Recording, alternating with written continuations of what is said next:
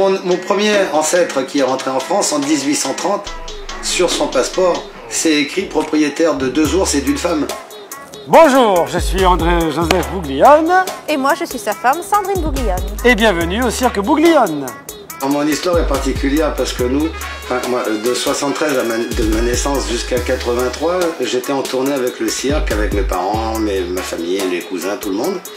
Donc, en vivant au milieu des animaux, que ce soit les animaux domestiques ou sauvages, donc les fauves, nous avions surtout des fauves, des lions, des tigres.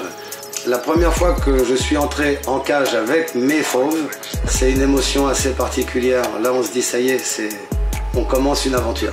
C'était ce que je me disais à l'époque. Je ne voyais pas le décalage dans lequel j'étais en train de rentrer par rapport à la société moderne, tout simplement.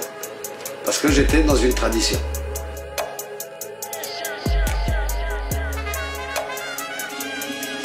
Quand j'entends parler certains circassiens qui avancent l'argument comme quoi les animaux sauvages, au bout d'un certain nombre de générations, seraient considérés comme des domestiques, je pense que ça, c'est des gens qui ne connaissent pas les animaux du tout.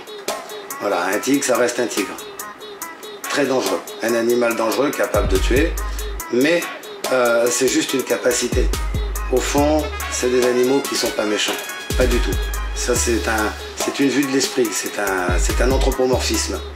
Comme c'est des prédateurs, on a l'impression, on les montre aussi dans des positions agressives qui sont valorisantes pour l'homme. Mais en réalité, c'est des animaux qui sont paisibles. Cette démarche dans le milieu du cirque a été totalement incomprise.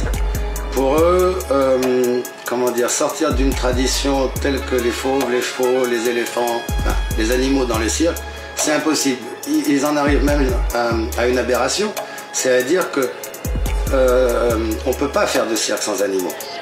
Ça renie les origines du cirque. Il y a quand même les clowns, il y a quand même les acrobates, il y a tout le charme, il y a le trapèze, il y a tellement d'autres, le jonglage, la cascade, il y a tellement d'autres disciplines merveilleuses, et puis l'ambiance. Et je pense qu'il faut vraiment se mettre tous autour de la table avec de la bonne foi, d'une bonne volonté. Il faut être capable de comprendre l'intérêt de nos enfants et pas penser à respecter l'héritage de nos parents. À un moment donné, là on est dans une période charnière. Il y a aussi des circassiens aujourd'hui qui commencent à mal réagir aux manifestations et qui se battent avec leur public devant leur cirque. Et là, je vois aussi les commentaires des pro-cirques en encourageant ça, en disant il n'y a qu'à continuer comme ça, même plus fort, comme ça ils arrêteront. En fait, je pense qu'ils n'ont pas compris l'importance du problème. On est dans une société où on a vraiment un problème de relation avec la nature. Et à mon avis, on a besoin du véganisme, on a besoin de l'antispécisme pour dépasser ce problème. On doit partager ses ressources avec toute la biodiversité. Sinon, c'est une question de survie pour nous. Quand on parle beaucoup d'extinction des espèces qui est en train de commencer et qui va se finir mal, donc forcément, jusqu'à une fin totale, je pense qu'on devrait aussi inclure l'humanité là-dedans. Et voilà pourquoi l'antispécisme, en réalité, aujourd'hui, c'est de l'humanisme. L'éco-cirque, pourquoi? Parce que ça sera un cirque dans lequel on a réfléchi à toutes les solutions pour réduire notre impact environnemental.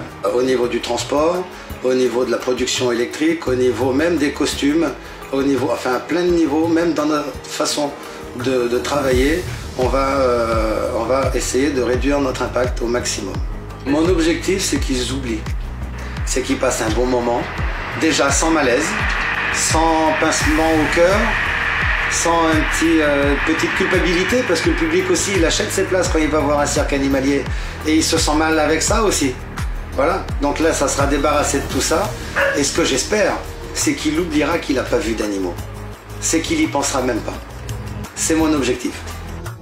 Je suis désolé, mais je ne veux pas être empereur.